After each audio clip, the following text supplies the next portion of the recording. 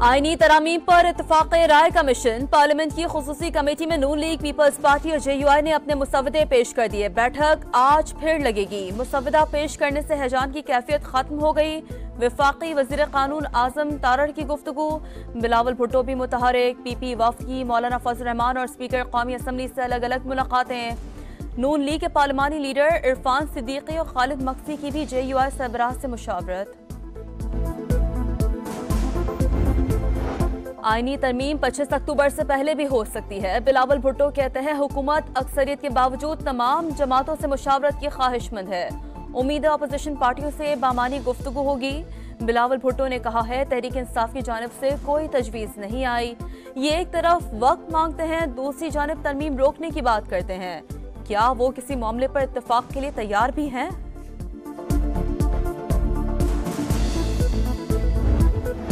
आईनी तरमीम के मामले पर पेशरफ्त हुई है। मौलाना फजल रहमान का एतराफ। प्रेस कॉन्फ्रेंस में कहा JUI और पीपल्स पार्टी ने मुत्तफिका मुसव्वदा लाने पर इत्तफाक किया है। तरमीम की इत्तफाक़ी राय के बगैर मंजूरी गैर अखलाकी होगी। सियासत से अदलिया को तकसीम ना किया जाए। 19वीं तरमीम खत्म करके 18वीं तरमीम बहाल करने का मुतालबा। तहरीक इंसाफ की एक बार फिर इस्लामाबाद पर चढ़ाई की तैयारी। शंघाई तावन तंजीम सरबराही इजलास के पहले दिन एहतजाज की धमकी। 15 अक्टूबर को डी चौक पर एहतजाज का ऐलान। बानी तक रसाई ना दी तो कारकुन वफाकी दारुल हुकूमत पहुंचेंगे। सियासी कमेटी के हंगामी इजलास में फैसला। एहतजाज के ऐलान से फर्क नहीं पड़ेगा। शरपसंदों को रखना डालने का मौका नहीं देंगे। साजिशी जहनियत वालों को घर बैठकर सुकून करना चाहिए। 12 सरबराहान मुमलिकत पाकिस्तान आ रहे हैं। कोशिश है अच्छा तासुर लेकर वापस जाएं। वफाकी वज़ीर इत्तलात अता तारड़ की गुफ्तगू। SCO सरबराही इजलास की तैयारियां मुकम्मल। इस्लामाबाद को खूबसूरती से सजा दिया गया। वज़ीर आज़म को इंतजामात के हवाले से ब्रीफिंग।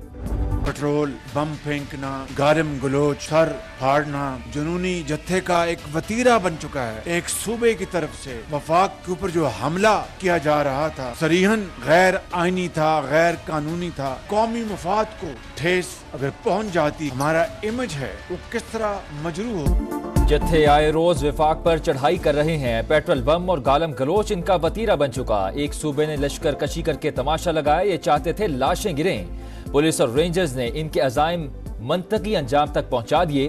कौमी मफाद को ठेस पहुंच जाती तो दुनिया में क्या इमेज आता। वज़ीर आज़म का इस्लामाबाद पुलिस लाइन्स हेडक्वार्टर्स में खिताब। कहा 2014 में भी 7 माह तक डी चौक पर फसाद बर्पा किया गया।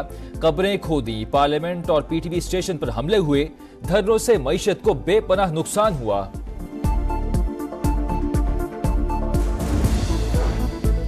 SCO सरबराही इजलास के दौरान एहतजाज की कॉल। मुल्क दुश्मनी, रियासत पूरी ताकत से शरपसंद अनासर को रोकेगी। वजीर दिफा ख्वाजा आसिफ का 2 टोक ऐलान। राना सनाउल्लाह बोले PTI का रियासत दुश्मन चेहरा बेनकाब हो गया। ये पाकिस्तान की मईशत और तरक्की के दुश्मन है। इनके साथ वही सलूक होना चाहिए जो मुल्क दुश्मनों के साथ होता है। मुल्क आईनी बहरान से 2-4। हुकूमत चाहती है मर्जी के जज लगाए जाएं। इदारों में भी मर्जी के लोग बिठाए जाएं। आइन पर शबखून नहीं मारने देंगे। हाफिज नईमुर रहमान का गुजरात में खिताब। कहा वसाइल पर काबिज गिनती के लोगों के खिलाफ फैसला कुन जिद्दोजहद जरूरी। जमात इस्लामी निजाम के खिलाफ अवाम से इत्तेहाद करने जा रही है।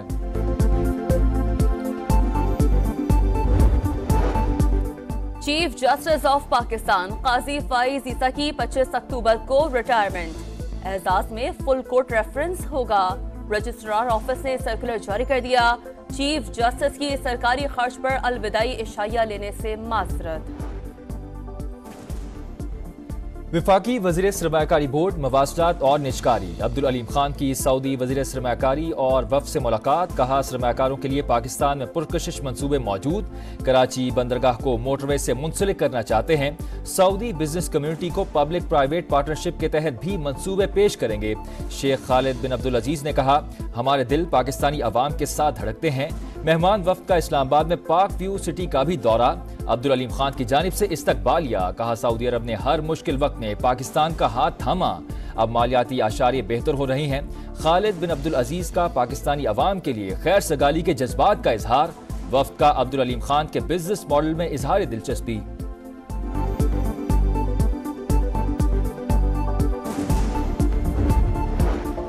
सदर आसिफ जरदारी की तुर्कमानिस्तान में रूसी हमसफ़र व्लादिमीर पुतिन से गैर रस्मी मुलाकात, खुशगवार जुमलों का तबादला, दो तरफा ताल्लुकात मजीद मजबूत बनाने का अज़्म। सदर जरदारी से तुर्की के पार्लियामेंट के स्पीकर की भी मुलाकात, तिजारती इक्तिसादी तहफ़्फ़ुज़ और अवामी राब्तों के फ़रोग़ पर तबादला ख्याल।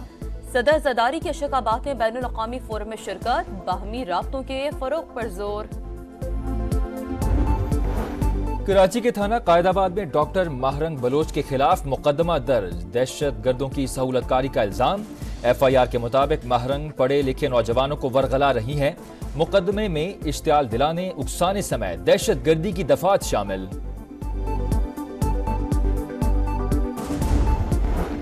कराची में एक और नौजवान डकैती मुज़ाहमत पर कत्ल। नॉर्थ नाज़िमाबाद पहाड़गंज के करीब आसिफ दुकान बंद करने के बाद घर जा रहा था। मोटरसाइकिल सवारों ने ना रुकने पर गोलियां चला दी। मकतूल को अस्पताल मुंतकिल किया गया मगर जानबर न हो सका।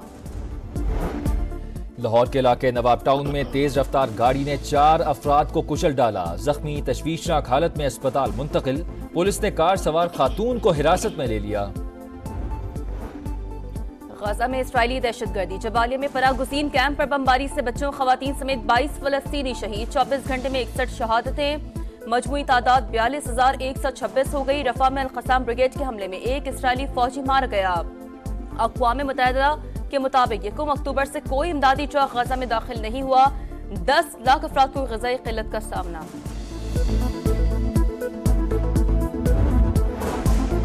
इसराइल की लेबनान में भी जारहियत। UN अमन मिशन पर दूसरा हमला, 2 श्रीलंकन एहलकार जख्मी।